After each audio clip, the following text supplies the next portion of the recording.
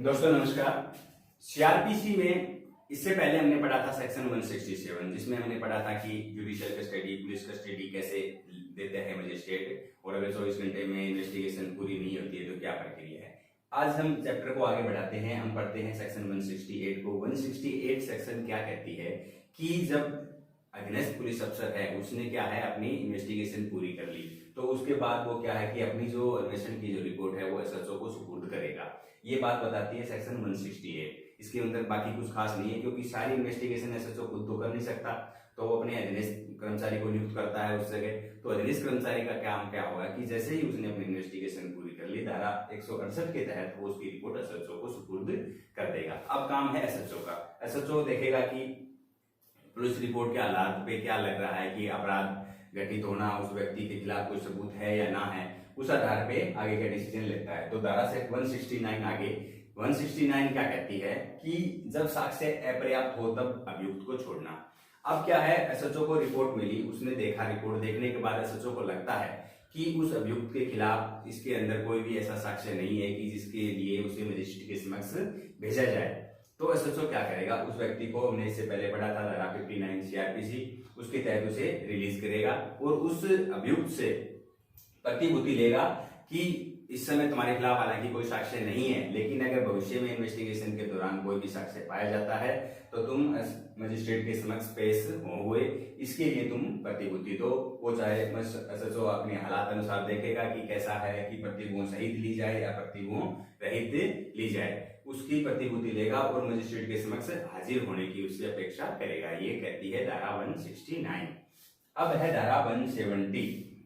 धारा 170 क्या कहती है कि यहाँ तो सबूत नहीं था, लेकिन 170 के अंदर क्या बात हुई कि जैसे ही मजिस्ट्रेट उसको एसएचओ को फाइल मिलती है, एसएचओ को लगता है कि सबूत पर्याप्त है, जब साक्ष्य पर्याप्त है तब मामला मजिस्ट्रेट के पास भेज दिया जाना। जब एसएचओ को ऐसा लग जाता है कि हाँ ठीक है, अब उस व्यक्ति के खिलाफ संज्ञान लेने के लायक सबूत पर्याप्त है, तो एसएचओ क्या करेगा, उस रिपोर्ट को क्या है मजिस्ट्रेट के समक्ष भेज देगा। इसकी उपधारा एक यही कहती है कि जो भी रिपोर्ट है उसको मजिस्ट्रेट के समक्ष भेजेगा, और यदि अपराध जमानतीय है तो जमानती अपराध है तो उससे प्रतिभूति लेने में अगर समर्थ है तो उससे प्रतिभूति ले लेगा और उसे निश्चित वो बताएगा कि तुम मजिस्ट्रेट के समक्ष कब में हाजिर होना है। ये इसकी उपधारा 1 के तहत बात है।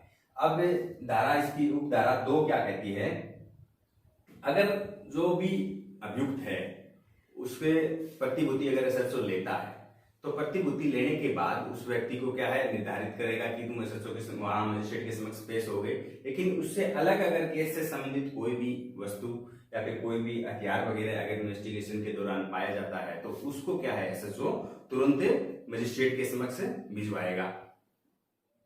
ये इसकी उपधारा 2 कहती है।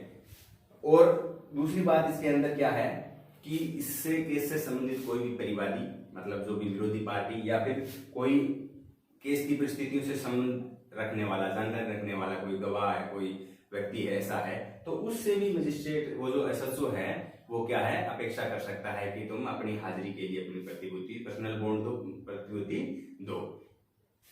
अब है इसकी उपधारा 4। कुछ विशेष बात है इन दोनों के अंदर, ये है कि न्यायालय की, जैसे कि जिस समय जमानत ली जाती है तो उस समय ऐसा नहीं होता है कि कौन से न्यायालय के अंदर इसका विचार होना, तो इसकी बाद में जो भी न्यायालय डिसाइड हो जाए कि ये मजिस्ट्रेट के समक्ष यहाँ इनकी सुनवाई होनी है, तो उसकी सूचना जिस पार्टी ने कंप्लेंट वगैरह दी है उसको सूचना किसी भी तरीके से सूचना पहुंचाई जाएगी। और जो बॉन्ड जिन्होंने प्रतिभूति दी है, बॉन्ड दी है, तो वो जो भी पुलिस अफसर ने उसको लिया है वो उसे मजिस्ट्रेट के समक्ष भिजवा देगा। ये कहती है धारा 170। अब अगली धारा को लेते हैं, धारा 171 को।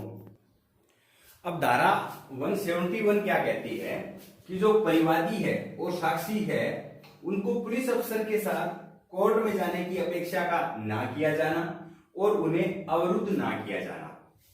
अब ये सेक्शन क्या कहती है 171 कि हमने इससे पहले पढ़ा था 170 के तहत या 169 में 170 के तहत हमने पढ़ा था कि जो भी परिवादी है या फिर जो उसकी परिस्थितियों को जानने वाले हैं उससे क्या है एसएचओ प्रतिभूति ले सकता है कि वो उससे अपेक्षा कर सकता है कि वो कोर्ट में हाजिर होंगे, लेकिन उन्हें क्या है कि एसएचओ उन्हें अवरुद्ध नहीं रखेगा किसी भी प्रकार से।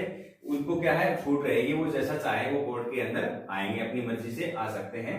लेकिन यदि उनसे प्रतिभूति ली गई है, एसएचओ ले सकता है। अगर वो प्रतिभूति देने से इनकार करते हैं तो एसएचओ क्या है उनको मजिस्ट्रेट के समक्ष पेश करेगा, वहां पे तब तक नहीं रख सकता जब तक मजिस्ट्रेट के पास उसे लेके जाए। और अब मजिस्ट्रेट उनसे क्या है प्रतिभूति के लिए बोलेगा, अगर वो प्रतिभूति दे देते हैं तो ठीक है, नहीं तो जब तक उसके केस की सुनवाई चल रही है तब तक उन्हें निरुद्ध रखा जा सकता है। ये कहती है 171।